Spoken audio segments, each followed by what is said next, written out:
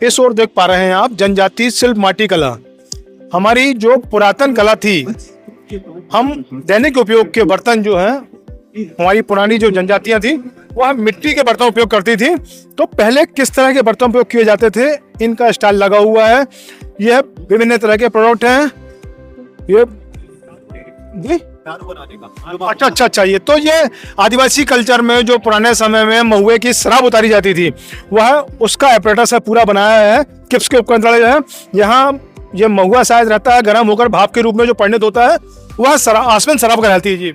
Sir, ये millets के बाद हम कैसे पारंपरिक बर्तनों का उपयोग कर रहे हैं जो जिनमें कोई केमिकल रिएक्शन नहीं होता, साइड इफेक्ट नहीं होता और पूर्णतः सेफ जोन है मिट्टी के बर्तन।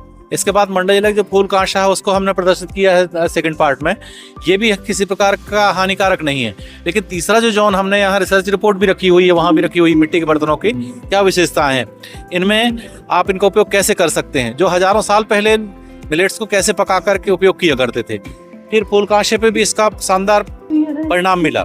इसके बाद आया हमारे पास तीसरा युग जो आया जिसमें एल्यूमिनियम है। उसमें जो वैज्ञानिक रिएक्शन होते हैं वो नुकसान हमने रिसर्च हुई है, उसमें जो साइड इफेक्ट आए हैं उनको भी हमने यहाँ से पूरा लिपिबद्ध किया और पूरे मिलेट्स में बताने की कोशिश की है कि हम मिलेट्स को कैसे उपयोग करें और सेफ जोन कौन सा है और डेंजर जोन कौन सा है। इसमें हमारे साथ कुंज प्रजापति जो है ये लगातार कई वर्षों से हमारे साथ इसमें रिसर्च में काम कर रहे हैं और लोग बहुत ज़्यादा पसंद कर रहे हैं। ये जो मिट्टी के पात्र थे ये विलुप्त हो चुके थे, कुछ ही पात्र आपको मार्केट में देखने को मिल रहे हैं। ये हैं तो बहुत अच्छे हैं, शरीर के लिए अच्छे हैं, लेकिन क्या है व्यवहारिक रूप से इनका इस्तेमाल वो थोड़ा सा है कि आप रख रखाव नहीं कर सकते, साफ करना है दिक्कत है, तो ज्यादा सावधानी रखनी पड़ती है। इसलिए थोड़ा सा ये चलन में नहीं आए।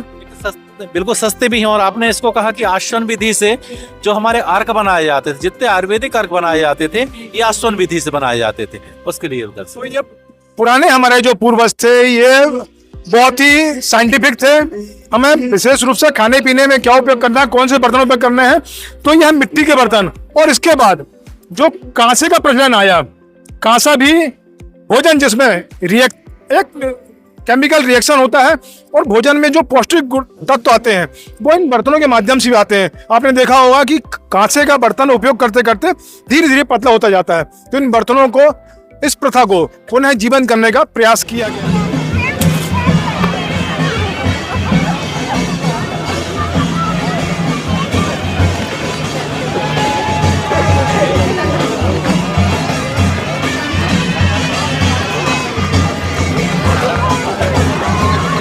गाड़ी खड़ी करवा